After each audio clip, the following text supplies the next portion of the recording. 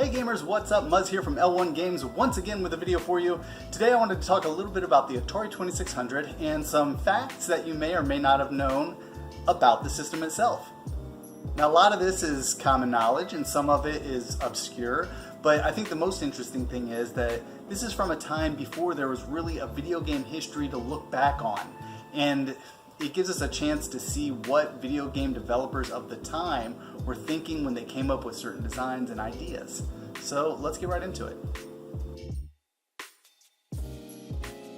Did you ever wonder why the length of the video and power cables for the Atari 2600 were so long and the controller cables were so short? Well, a lot of this has to do with the design of televisions of the time and the idea of where the console was supposed to sit.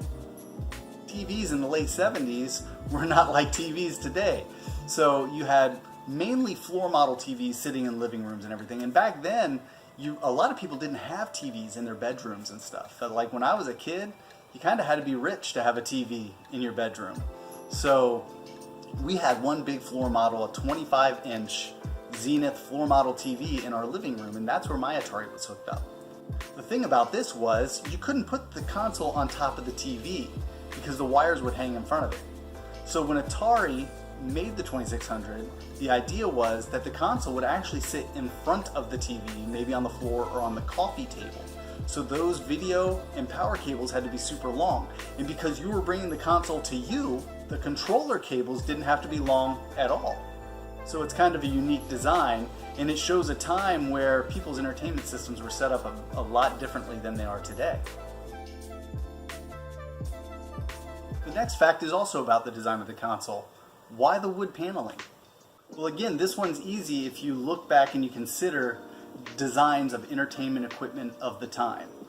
Wood grain was real popular in the late 70s, and a lot of your stereo components and record players and stuff of the time had wood paneling, and a lot of your encasements were also made of wood. So you would have lots of 8-track players and record players embedded into giant wood components that looked like chests that would sit in your living room, and they would have lift-up parts where you would access the equipment. It was just kind of a popular style of the time. So the Atari was actually designed to look like that kind of technology. They didn't want people to be intimidated by it, and they wanted people to feel like it was more user-friendly and it fit in with their entertainment, so the technology wouldn't scare them off, which led to the design of the famous 2600 wood paneling that you see on most of your Atari 2600 consoles. This is also why Atari cartridges are about the same size as an 8-track tape. They wanted people to feel comfortable with the technology. And all this leads to why the Atari took the form and the look that it did at the time. Now here's an interesting one. We all talk about the price of game consoles when they launch. How much does it cost? Is that too expensive? And a lot of people always talk about how much less expensive things were in the past. In 1977, the Atari launched at $199.99. And people today say, wow, it was so cheap, that's crazy. But it really wasn't that inexpensive at all. Because in 1977, $199.99 was actually equivalent to around $825 in 2019 when you consider inflation. So when you look back at, like, say, the PS3 $600 price tag, it really wasn't all that high.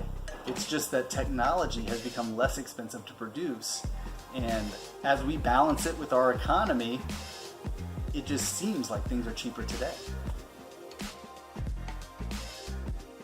Now here's an interesting one. There were 3 versions of the Atari 2600 that were most common and most well known. The Heavy Sixer, the Light Sixer, and the 4-switch systems. The Heavy Sixer had the heavy plastic on the sides and the curved plastic around the wood grain in the front. It's pretty well known among collectors, and I think that's the one that a lot of people want most. The Light Sixer was just a later version that used less plastic. It was cheaper to make, and they went with that design thereafter.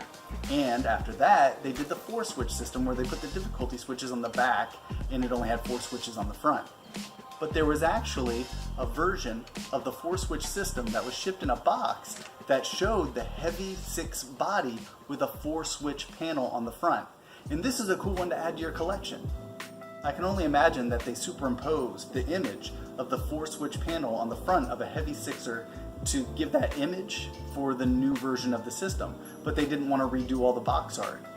So the system shipped in a box that showed an image of a console that didn't actually exist. Now this one isn't necessarily about the 2600, but it is about Atari.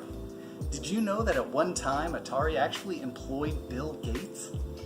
And word has it that after he proved to be unreliable and missed deadlines on getting his basic programming done for the Atari 800, Atari fired him. And just as interestingly, Atari also employed Steve Jobs and Apple co-founder Steve Wozniak. They worked for Atari while the first Apple computer was actually being built. And they also offered Nolan Bushnell part ownership of Apple for $50,000. And he declined. Could you imagine being the guy who turned down part ownership of Apple? I know I couldn't. So that's it for today, guys. I hope you enjoyed this video. If you did, feel free to like the video, subscribe if you haven't already, push that bell icon and you'll get updates when I release new content. You can also follow me on Twitter at L1Games. So I'm going to get out of here. I have to get to work, but I will see you all soon. Thanks a lot for watching. I really appreciate it. Take it easy.